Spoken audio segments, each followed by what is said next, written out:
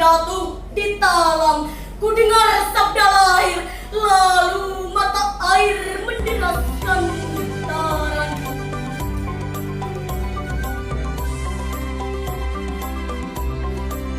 Tapi prasasti dan dongeng telah rancu dalam nalai, menipiskan nilai-nilai. Desa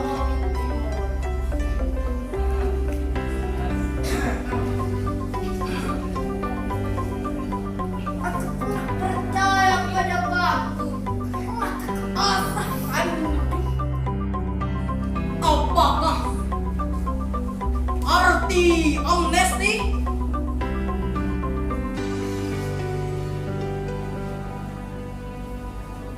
Bila pantai telah merah meniru senja dan di angkasa. Ini sekedar sekedar catatan buat teman-teman yang tadi lomba tingkat SMP. Tingkat SMP, mungkin ini bisa dijadikan semacam pandangan untuk nanti seandainya teman-teman mengikuti lomba lagi. Yang pertama, sebenarnya juri itu tetap subjektif ya. Subjektif dalam pengertian begini. Subjektif dalam pengertian bahwa kita masing-masing mempunyai standar nilainya sendiri-sendiri. Jadi kita punya standar nilainya sendiri-sendiri. Dan hari ini penilaiannya adalah kita memakai sistem ranking.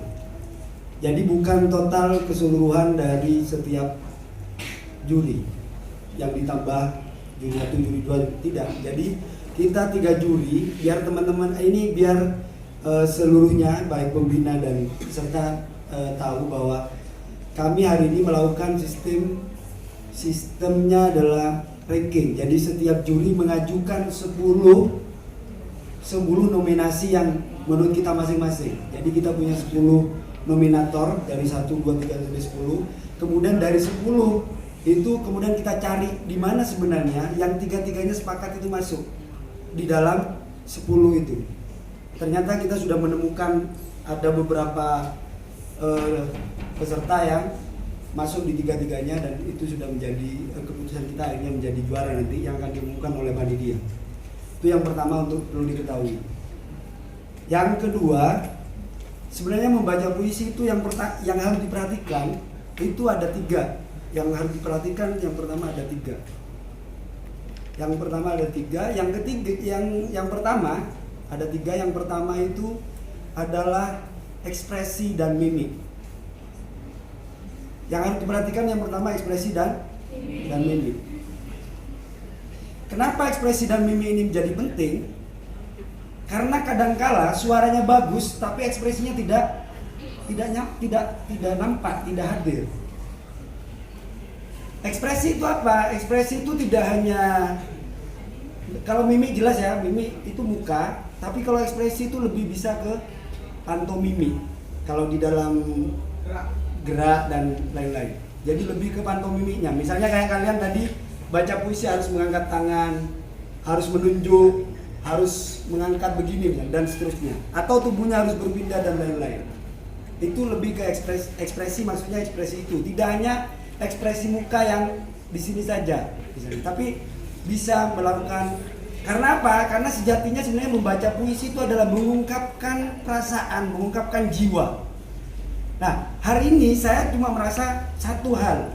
Kenapa kemudian gerak kalian itu menjadi kaku? Kenapa kok bisa menjadi kaku kayak gini? Siapa yang menahan gerak tubuh kalian?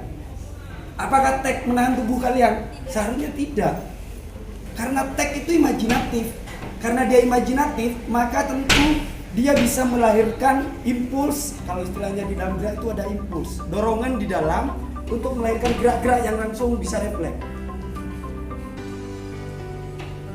Bisa aja misalnya, ibu, kalau aku merantau lalu datang musim kemarau. Tidak, kalau aku merantau. Tubuh kita itu sebenarnya impuls, yang memainkan tubuh kita itu sebenarnya impuls. Dan impuls itu tidak bisa tidak bisa dibuat dengan ditahan oleh tag yang harus, tidak bisa. Nah, saya hari ini menemukan banyak itu. Maka yang perlu dilatih oleh teman-teman sebenarnya, terutama untuk pembina, membangkitkan impuls anak-anak didiknya. Bagaimana caranya? Perbanyak membaca puisi, tidak hanya ketika ikut lomba.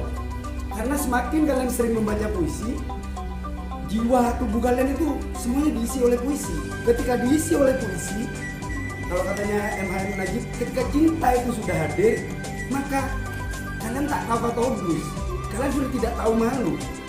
Tidak ada yang ditahan-tahan, karena ekspresi cinta itu tidak ada yang ditahan-tahan. Dan